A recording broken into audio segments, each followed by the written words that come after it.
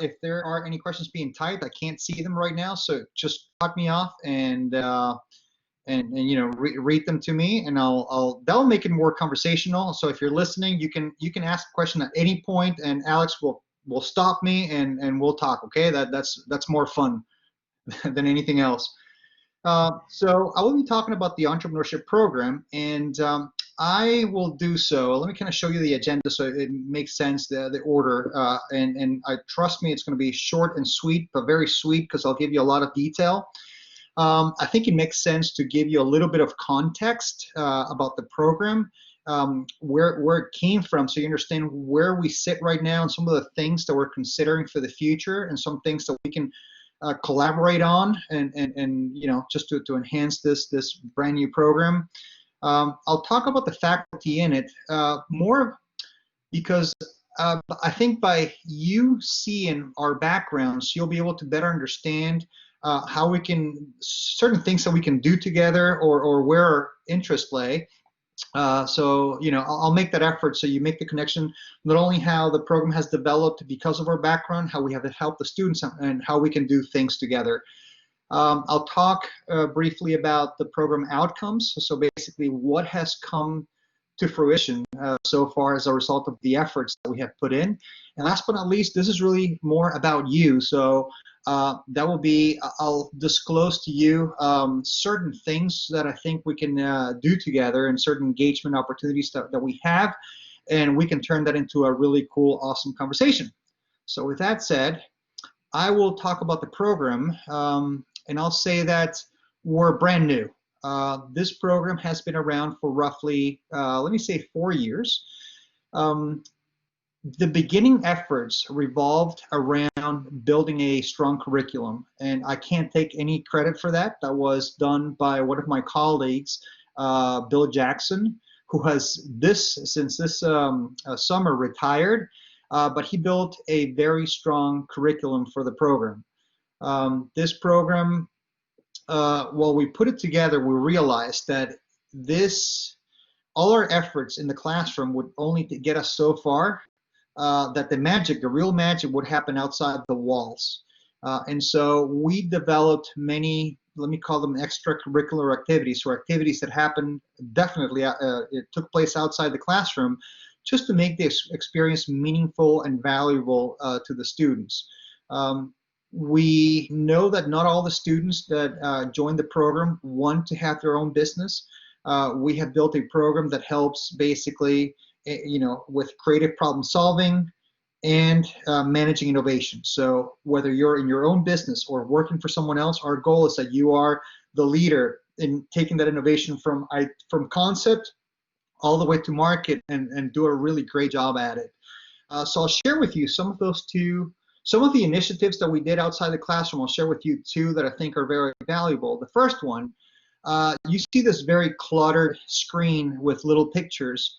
Those were the actual flyers for a series of speaker series that we put together called Entrepreneurship Thursdays. So Thursday evening, we have guest speakers come on campus from all walks of life. Now, here's the thought process behind this.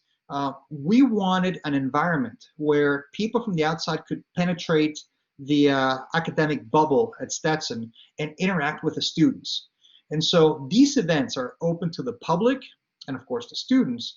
And it's a place where students have the opportunity to sit next to someone who may be working on their own startup here in Volusia County, or and at the same time, they're able to interact with the speakers before, during, and after. And I can tell you from firsthand experience that has actually happened. I mean, students have been connecting with the people who have come on campus. That has led to internships. It has led to jobs.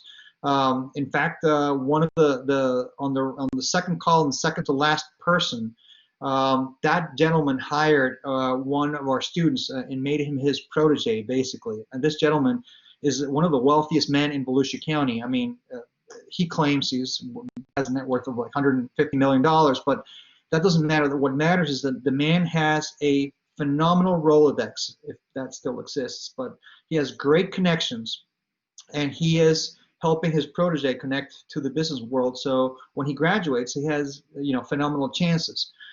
Let me emphasize that we get all walks of life, anywhere from the people at the sunset of their careers, like Fran Green. She started very successful businesses, and she has been helping our students since. I mean, oftentimes students tell me that they have been at lunch meetings with Fran, and so all the way to from sunset careers to beginning of careers. We've had teenagers come into our auditorium to deliver presentations and give their perspective on business. And I mean, super valuable to see those two sides of the spectrum. The same way that we have had Shark Tank, let me call them contestants. We have had 2 or 3 at this point. Their stories are phenomenal because we get to hear what happens behind the scenes in Shark Tank, and I mean, some of the stories are, it's a roller coaster, hair-racing roller coaster, but a very fun one at that. And all the way down to Andrew, for example, he makes his product, believe it or not, in space at the International Space Station. So he came to talk to students about building a business where the product is made out, outside the world.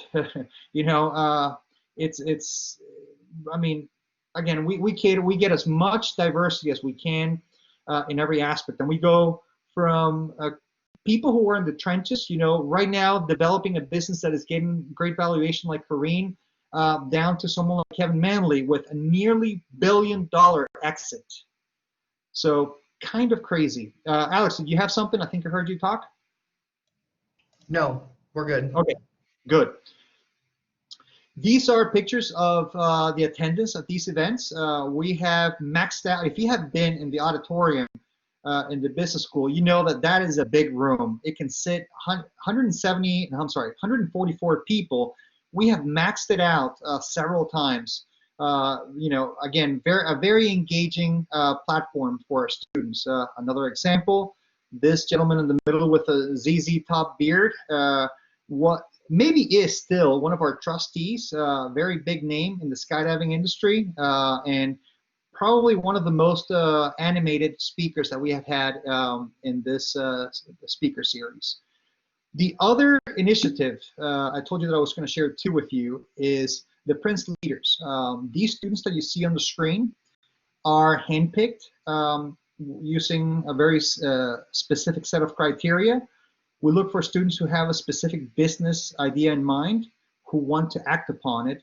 And these are students who we deem to be coachable so that we can actually give feedback and they'll act upon it. And these students get a lot of our time and dedication. We help them from whatever stage they're at. And mind you, we have on that picture, you have students who are already clocking at $1 million revenue a year, all the way down to someone who just woke up with an idea, and we're helping, again, both sides of the spectrum advance their businesses.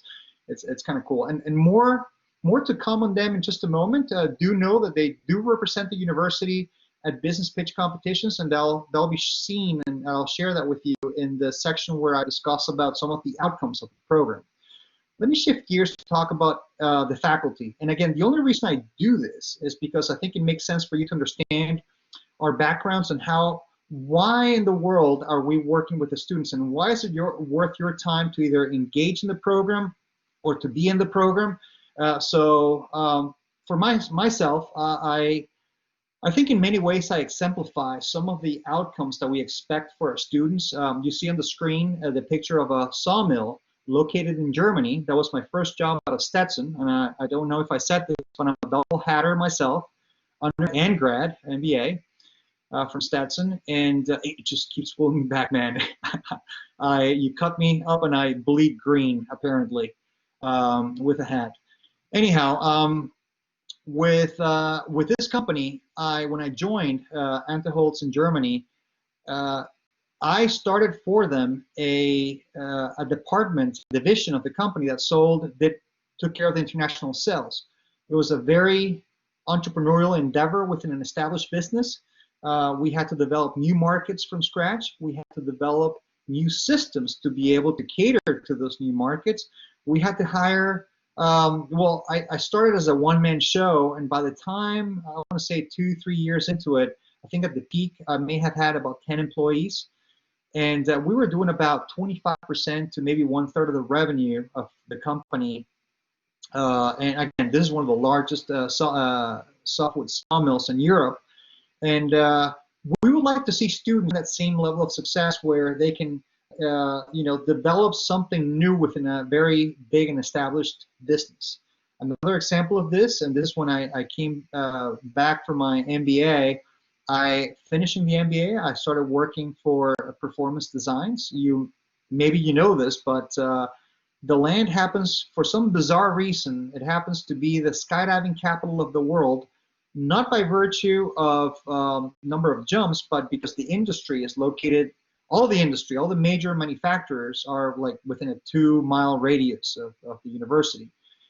In that company, I worked in a marketing capacity, and we developed an apparel line trying to mirror what Harley Davidson had done with their business. So maybe you know this, but about half the revenue of Harley Davidson comes from apparel, and the other half the motorcycles. So we were trying to do something similar. So another example of an entrepreneurial endeavor within an established business. Of course, I've had the entrepreneur bug my whole life. I filed for my first patent when I was 13 years old. And I kid you not, I found, those are the abstracts of my application. That was in Canada. My application, I found them online. You can barely see on the second page, there's like a drawing. It was meant to be a shoe strap for skateboarding.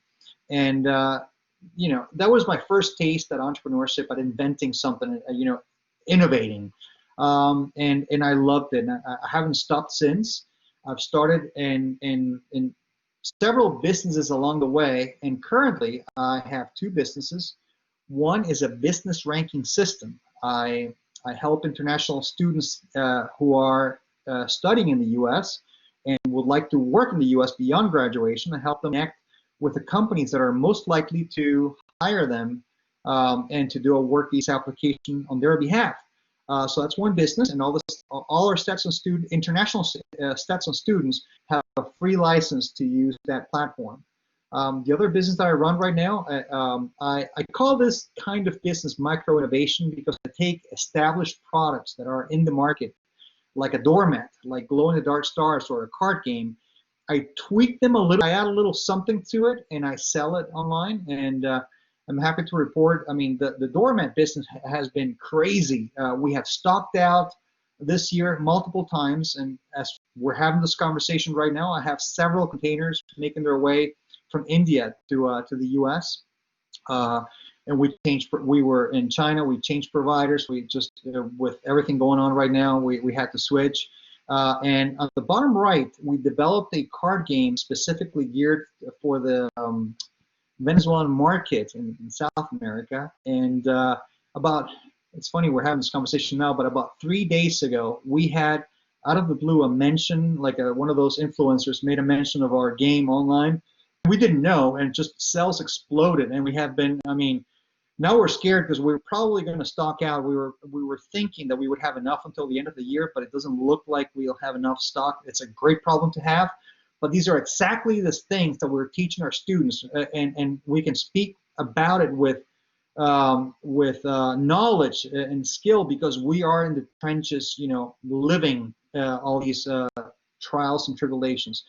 But I'm saving the best part for last, and it has nothing to do with me. It has to do with my partner in crime, Kevin Taylor. Kevin, we stole from DePaul University in Chicago.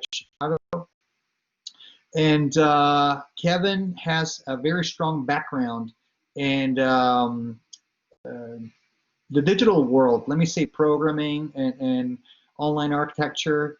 And I'm going to brag on him and show you this, because I mean, this is crazy. Kevin was the engineering muscle behind Groupon. I mean, I'm not making this up. He was the guy behind Groupon.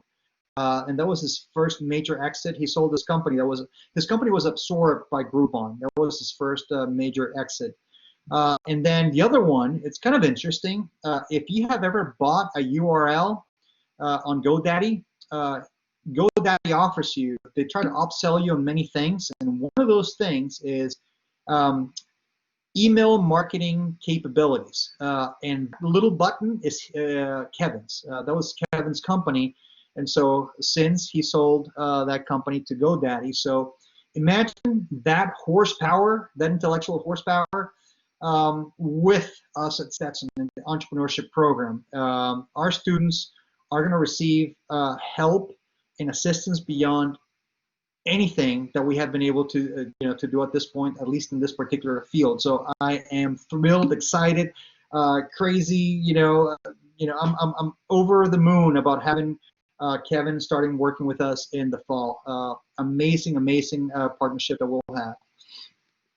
So that's not to say that we have also advisory board is phenomenal. The folks that you see on the screen, each one of them dedicates time to work with us, to give us advice, to work with the students. There are people in that photograph who have been in phone calls that have lasted 2 hours with our students, trying to help them negotiate a licensing agreement. And I'm being very specific because that's one of the examples that I can quote. These folks believe in the entrepreneurship program, and they're going to great lengths to provide assistance in many ways for our students. I'll share a list of ideas with you of ways that that you can plug yourself into the program. But all of them have a strong commitment. They have done phenomenal things for us. So all that team, I mean, us and them, we have been working very hard to give the students the best possible experience. And let's go back to the students. And this photo right here, I know it looks like something right out of a catalog, but these are our actuals enrolled in the program. Let me see, 3 have already graduated, but these are students that anyone coming in would actually sit next to in a classroom setting. They're part of the Leaders Program, and let me see that they're a very tight bunch. They help each other out. You know how they say it takes a village to raise a child? Well, it takes a very big village with varying skills to raise a company, to grow a company. And so they know this, and we work with them, but they work with each other. And even though they're in entirely different fields, they share whatever knowledge they have to move their businesses ahead. These are examples of some of the ideas that they're working on right now, and they're very eclectic. We have anywhere from nonprofits to for-profits to you name it. I mean, in terms of industry, and we have it. If you look at the bottom left quarter, there's 2 girls. That is for an example of a nonprofit organization. So Chelsea is someone who has a company called Birthday Candles for Kids. She throws birthday parties for children that are either homeless or in foster care. I mean, if she tells you what she does, you would be immediately taking money out of your pocket and giving it to her because what she's doing is incredible. If you look at the upper left, that is Deja's platform. Of course, that's a mock-up of what the platform will eventually look like.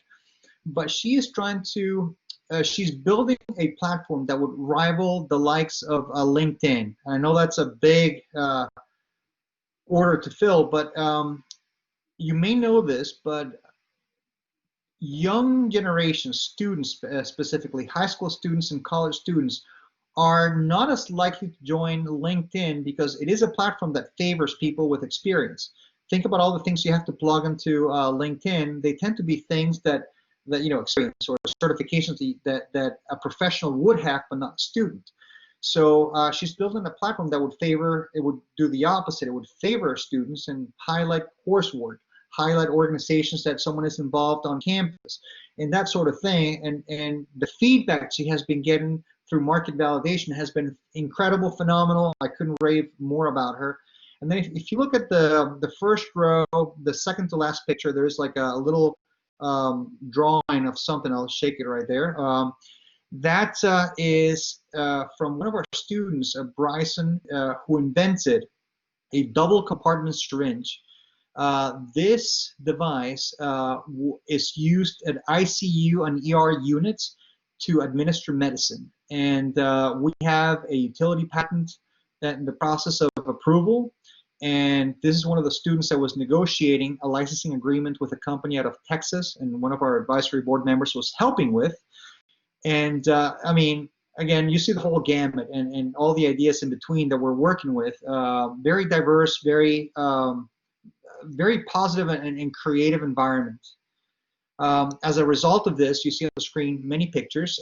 Smack in the middle, you see Chelsea, who took second place at the CEO regional competition, and it's called SEEK. Don't ask me about the initials, but I can tell you that CEO is a collegiate entrepreneur organization, and it's probably one of the most reputable collegiate entrepreneurship organizations in the United States. And Chelsea competed regionally and took second place. Now, what's interesting about her second place is that she went up against, on the finals, she went up against two teams of PhDs from Vanderbilt. So really, really tough competition, and still she was able to take second place. For that company, we had 3 people in the top 10 and how many? 2 in the top 5. So our students perform very well at these competitions. We prepare them extensively. We also attend local competitions like the Kickstart. It's a whole weekend event where they go from concept on a Friday to developed business plan and market validated plan by Sunday. So our students get to engage in that, and they get to meet people. They're at it. I mentioned CEO. We have done very well in that competition. In the last 2 years, we have won first place. We have taken third and second in different kinds of competitions. But at the national level, we took, I want to say, second place on that one. This is our student Bryson, who had the double compartment syringe, win several competitions. And that, you know, I forgot to say that normally I don't look like a caveman. I am known to look like a reasonable, normal person without a beard. So that's me on the right side. More winning competitions. This one I'm super proud of. In this competition, it's a regional competition, and we probably attend 5 to 6 competitions nationally, and the local one, the Cairns Foundation competition, is probably the most challenging. Students have to pitch for 10 minutes straight in front of a panel of judges who ask really tough and abrupt questions at the end. We had not been competing for a while, but when we felt comfortable that we had worked enough with the students to take them to compete, that first year we took, so let me say this before I reveal the results. They only award first and second place in this competition, no third place. So we took first and second place in that competition. And then we went the next year and we took first and second place again. What's funny is that second year they added a new category for poster pitch competition. Again, first and second, and we won first and second. So we swept the competition 2 years in a row. And for this year, unfortunately, the event hasn't taken place because that was, I mean, it happened right as the COVID-19 kicked into gear here in the U.S. But I'll say this, that from 6 students for the finals, we have 3. So we have really good chances of winning, 50% chance of winning that competition that we believe may take place in September. So fingers crossed. Not that we win, but fingers crossed that we actually have that competition in September. I'm very confident about our students' performance. Now, something I want to say about the kind of preparation that we give our students. We make them competitive in a wide array of environments. Okay, the picture that you see on the screen is CEO. There's probably 400 or 500 people in that photo, and we have had our students get up there and pitch in front of that entire audience. And it's, it feels, it's nerve-wracking. It's very tough. But our students have done well. They have actually, on that competition, they won. So we prepare them to deliver a very technical and a very business-like presentation in front of large audiences, this is a skill that will be useful to them no matter what they do in their life. So if they're able to get up in front of 400 people, 500 people, and deliver something that is difficult, something that is technical, something that requires, critical thinking, we're preparing them to succeed in just about any environment. But we also help them succeed in small environments. On this picture, you see two students who competed in a virtual business pitch competition. They had to pitch on video, and they had to answer questions from judges on a video environment. And boy, this happened like a year before. I want to say like maybe not a year, but maybe 6 months before COVID-19 madness. So was it fall last year? And now more than ever, you need to have those skills. How can you have camera presence? How can you deliver information in a way that gets people excited? So Bryson on the left went to represent the university at a national level this spring, early in the spring. And Chelsea on the right took third place. We also have done very well in environments where there is no pitch per se, but more it's a simulation. So they're given a scenario and a specific set of rules and conditions, and the students have to navigate and optimize their business to do the best possible that it can do within those constraints. So in this simulation competition nationwide, we placed second. We did very well. We did some very strong teams, and these were the three students that were involved. So again, I couldn't be more proud. Now talking specifically about results, in the last 2 years, which is really the time frame that we have been actively engaged in the program and working with the students, we have filed for 7 patents. That includes provisional, utility, and design patents. We have won about $90,000 in cash prizes. So imagine our students walking around campus with, $10,000 checks. Let's say that Bryson has a lot of friends nowadays, because that's a lot of beer money. Last I checked. And so of course I'm joking, but they use that money usually to finance many of the things that come ahead in their business development timeline. So someone like Bryson, who won about $30,000-$40,000 cash, has had to spend about $10,000-$15,000 in the patent filing, and not to mention prototyping, etc. So it sounds like a lot of money, but it's really a drop in the bucket when you're developing, for example, molds for products. They're in the thousands of dollars range. We have had several students get investors to a total tune of about $200,000. And we have helped them along the way to negotiate. One specific example that I'll give you is one student who won that pitch competition that we're really proud of. He was getting, I think it was $100,000 for something like 40% of the company. And through speaking with him and negotiating, we were able to bring that down to 20%. So he got a crazy big market valuation right out of the gates, but it came as a result of us and other folks working closely with him to be able to get the best possible terms. So we're very proud of that accomplishment. And that brings it to basically you guys. Now I'm going to run you through a list quickly. I'll probably wrap it up in about 2 minutes. I'll show you ways that we can engage, things that we can do. I would like to think that I have a lot of connections, but all of us together have more. I'm always looking for connection to startups or companies that are being innovative, to schedule visits or to do some kind of engagement that I can't think of right now, that maybe you can think of something that that is very cool, that would be really a cool experience for the students and for the program. There's so many skills that are required to be successful in today's, business environment.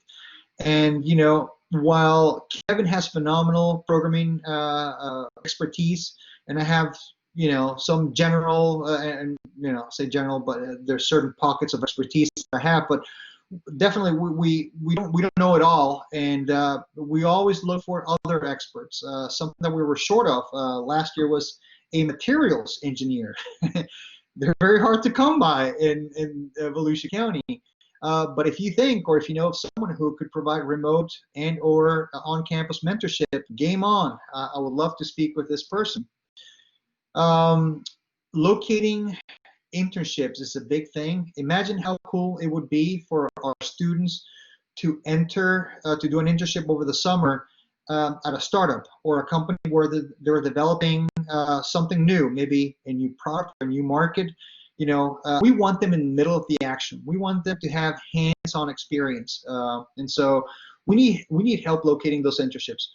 I am connected to most of the incubators in the Central Florida area. And so I know which startups are there, but God, I know there's plenty more. So, I'm always looking for new connections. If you're local, attending the Entrepreneurship Thursday events, it goes a long way. It helps the students to get to know you, to connect with you, and it helps you see firsthand what's going on and see if there's something that you can, another way that we can connect. You could, we're always looking for judges at business pitch competitions or for an audience too. We have opened our business pitch competitions in the past to investors. And I can't brag that we have actually had any investments come as a result, but hey, it's a numbers game. It's bound to happen at some point. You could be a guest speaker or know someone who would be a great guest speaker. We're not looking for, again, billion-dollar exits. We're looking for people who have been working on something really cool. If you have a business that is doing things a little bit different, that would be great to hear about. If you're in the trenches and facing issues, boy, the students love to hear about that. And something that I've learned over the years, I never thought of myself as an academic. To this day, I don't. But I love when I discovered that the students were more interested in my failures than my successes. I let them have it. I exclusively curate a list of all the things that went wrong in my life, my career, my entrepreneurship life. And so I show them those stories because I think they're great learning experiences. So if you have any of those stories, they love them. I'm not going to lie, donations go a long way. We have students who are working, they're bootstrapping their business to a level that you can't imagine. Okay, they're working on 30-day trials on software to be able to design something or to do something here, and then when the 30 days are up, then we have to get creative and find other ways to help them move forward. Maybe there's in-kind things that the students can get. Maybe it's not money, but it's something else. I don't know what that may be, but you know better than anyone else. And ultimately, we always look for people who are willing to invest in student startups and be part of something cool. Even if the idea doesn't flourish, how cool is it to be? How awesome it would feel that you are part of the entrepreneurial development of someone, and you're changing someone's life dramatically. So it may not be the first success, but maybe because of that, they're able to be successful on the second or third try. So with all that said, I am going to open it up for discussion. I'm going to kill my screen. First exit here, and then kill this. And Alex, can you confirm that I'm on the screen again? Yes, you are. Perfect. Okay. So I am open for any comments, questions. You can tell me that I'm crazy for having delivered that presentation, or you can say that there's something that you can do with me. Yeah, so and usually it does take a minute or two sometimes for comments to come rolling in. So we'll give it a minute, and feel free, like Lou said, drop any comments or questions in the chat box for us. One thing I would encourage everyone to do when we are able to do so and everybody's back and anybody is able to visit the DeLand area, if you're not local, is to go to those Entrepreneurship Thursday events. I was able to make it to a few in the spring. They were great. I was able to get to one with Steve Trimper, our baseball coach, when he spoke at one. And then I noticed in the pictures that you were showing, was that Ashley Loren Kerr in one of them? She no, so yes, she was in one of the little thumbnails on the upper left. Yeah. She is awesome. Yes. She is great. When I saw that picture, I was like, oh my gosh, because she is awesome. She hosts a lot of great alumni events for us. She hosts accepted student reception, comes back a lot. So she's a great example of ways you can stay engaged with Stetson, and she does a great job of that. So I know I had a couple questions throughout that maybe we could get answered, but one of them, kind of two blended together, is like right now in the entrepreneurship world, in the startup business world, are you seeing any ways people are adapting to what's going on current event wise? And then with that, is there any advice you could give to maybe it's young or old, anybody looking to kind of break into that industry right now? Yeah, so it's a tough question. Of course, let me tackle this from several different angles. The pandemic has prompted several changes. The first one, it has created a very strong market for any kind of product that would help either keep people safe or to make their day-to-day life easier. I taught a class in the summer just now called, it was a social entrepreneurship class, and I asked the students to develop ideas around COVID-19. And I'm proud to say that I have three groups of students that are actively moving forward with their business ideas. One is building a platform that is helping restaurants upload their menus and showcase their menus more effectively through the use of QR codes. And granted, this is not a solution that it's a silver bullet for the entire spectrum of clients that walk through a restaurant, but by God, a good chunk of them have smartphones and they know how to use a QR code. And so they're working on a platform that would make it very easy for restaurants to upload and manage their menus and make them available to the public. And so that's one example of several ideas that are being worked on. Other changes that have come about, well, I'm living it in the flesh right now, and we have had to get creative with logistics. Logistics are very complex today. Even as something as doing your own fulfillment for orders. We're relying more and more on online purchases. So if you were not online before, by God, you're considering that option right now. So many things are moving online, which is creating more noise online. So you have to get more creative in how you promote it, which is a whole different topic. And manufacturing. We have had to move our production personally from China to India, just because tariffs. One reason, the second for the factories being in full operation. I saw a question come in just now. I didn't have enough time to read it. Alex, could you help me out?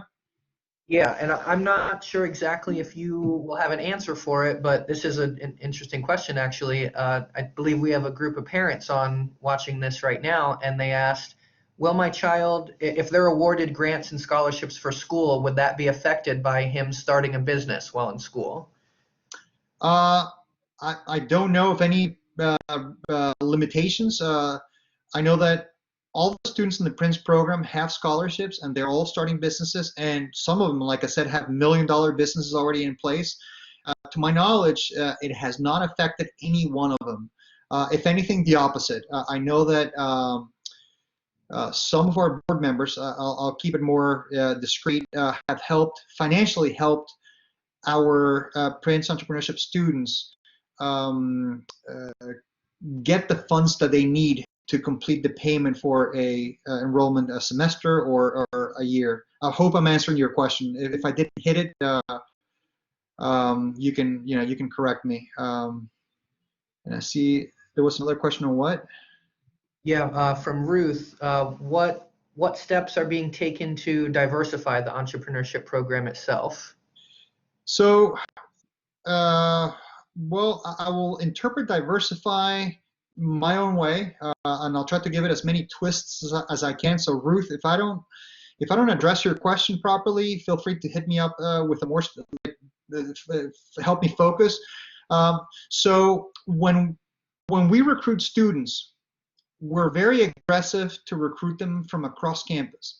We love the students who are not business students. We love the students who have a wacky idea that hasn't been tried before. So here's what I'll do with you what I do with every student that sits in my office. I'll tell them, hey, I'll never tell you if I like or dislike your idea, because after all, I'm just one data point.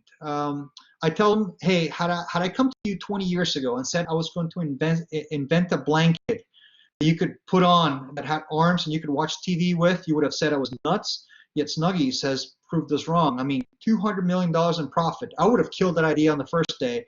So I'm wiser today in that I let every idea, I'm open to every idea that I hear, and I simply help them figure out what's the fastest and least expensive way to get the market to tell us if they like it or not.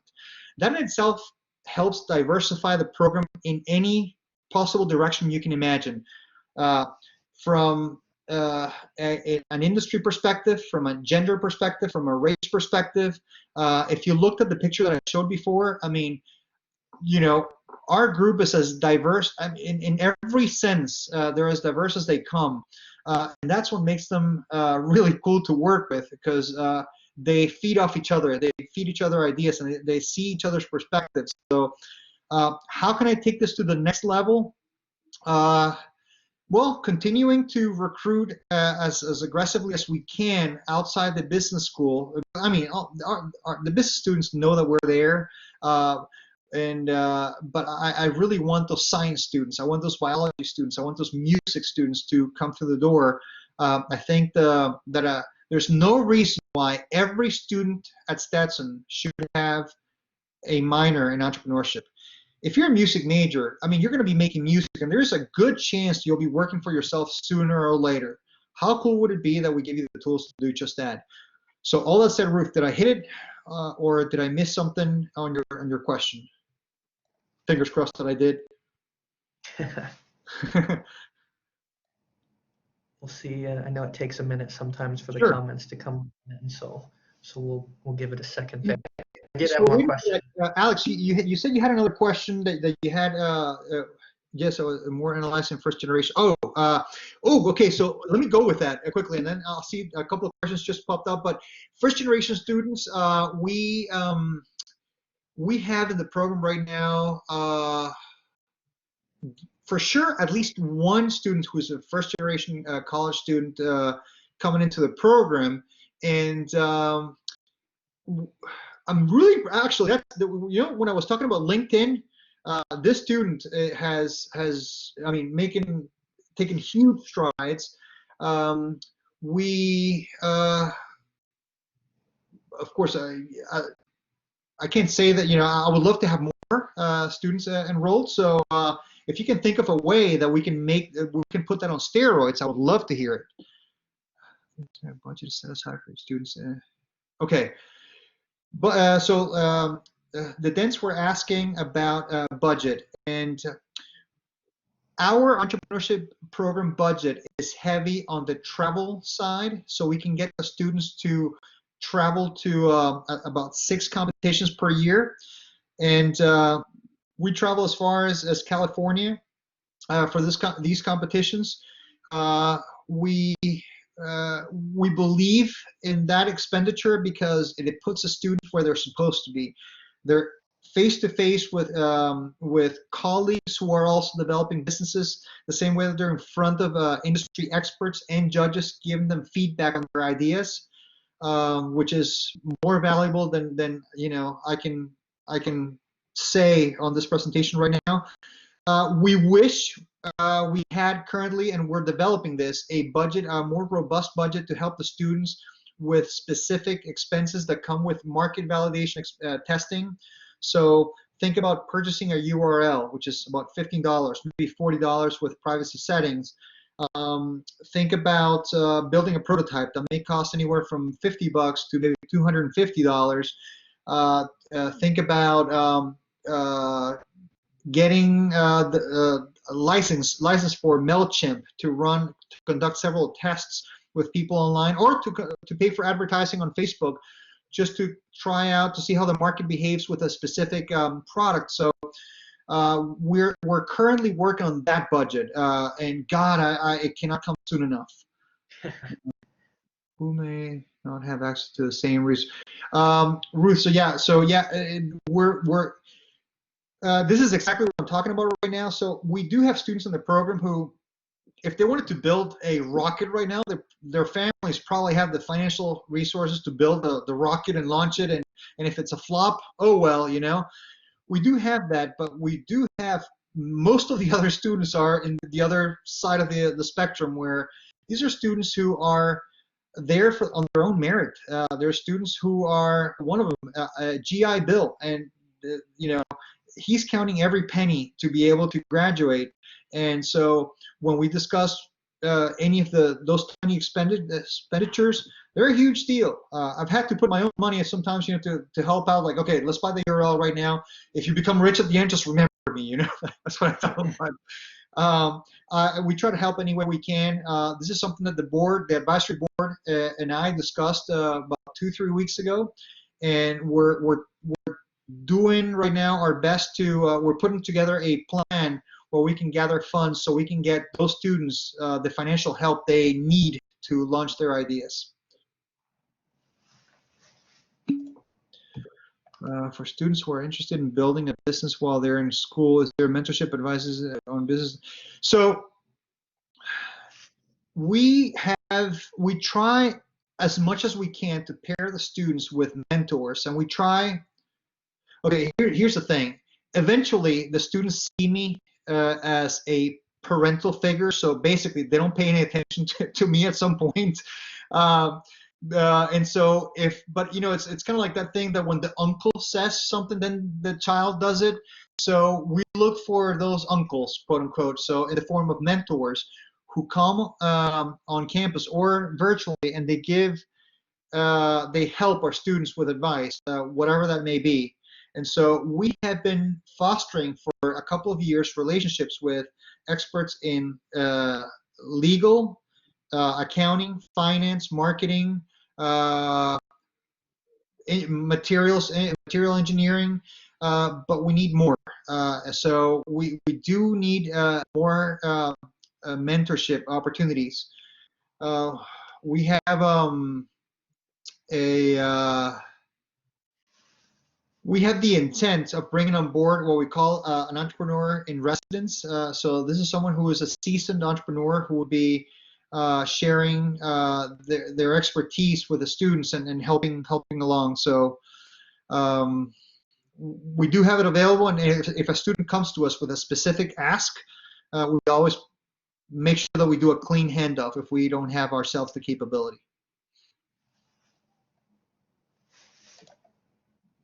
Right. These are great questions tonight, everybody. They are. I had one more that it's just one of my favorite things to ask the faculty when they come on and join us for any of these webinars. But when a student goes through your program or they major, I ask them whatever that is. When they go through your program, what will they be able to say that they got at Stetson that they might not have been able to get anywhere else? I love that question.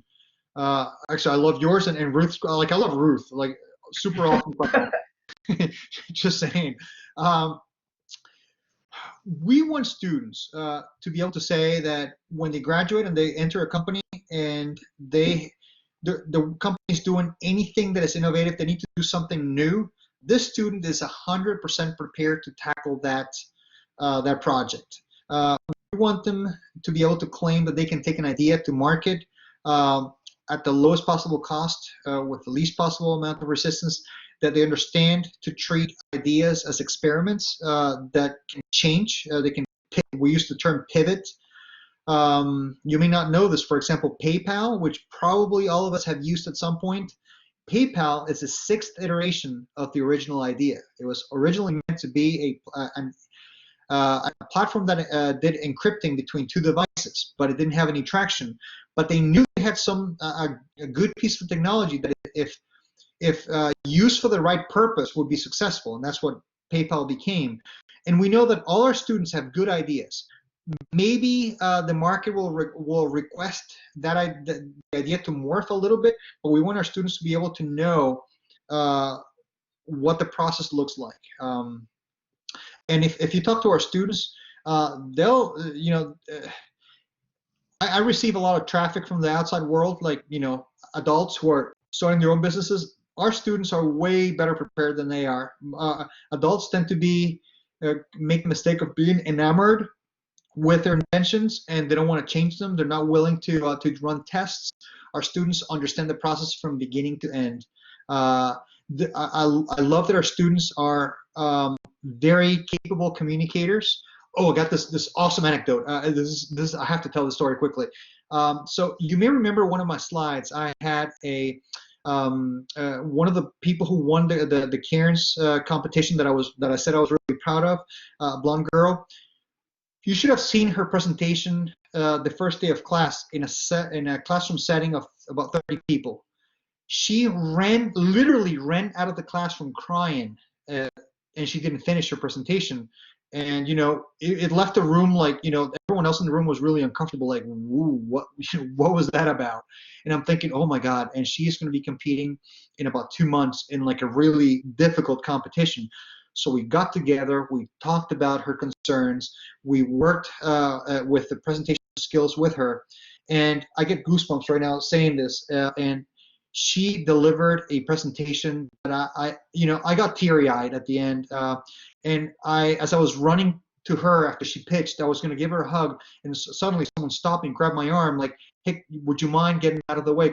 And it was an investor going to talk to her because this man wanted to invest in her business. And so one of the compliments that we get from other professionals in multiple industries is that our students can pitch better than any other university. I mean, we prepare them to levels that are crazy. We run them through hypothetical questions that there's a 90% chance they will not come up, but they're ready for it. So I know I gave you a long answer, but I just had to kind of get that out of my system. Oh no, that was awesome. I love that story. While we end up closing it up tonight, we'll leave it for any final questions or comments in the chat box. I'll drop a few links in there right now that I mentioned earlier. That first one is our webinar interest form. The second one in there is a link to the alumni website to check upcoming events. The third one is the alumni profile. And then the fourth one, if you want to learn more about the entrepreneurship program at Stetson, I linked it right there for you. And of course, if you want to be involved with our office or with entrepreneurship in any way, feel free to reach out to me for our office or Lou directly for entrepreneurship opportunities. Like he mentioned, and I'll say it, we love the support we get from our alumni, parents, and community, and we can't wait to hopefully keep building that with you all, even though we are kind of stuck in the virtual world right now. But yes, thank you, Ruth. Thank you to everybody else for joining. Olivia, thank you for helping put this together. And of course, Lou, thank you so much for taking time to do this with us tonight. This was great. I loved every second of it.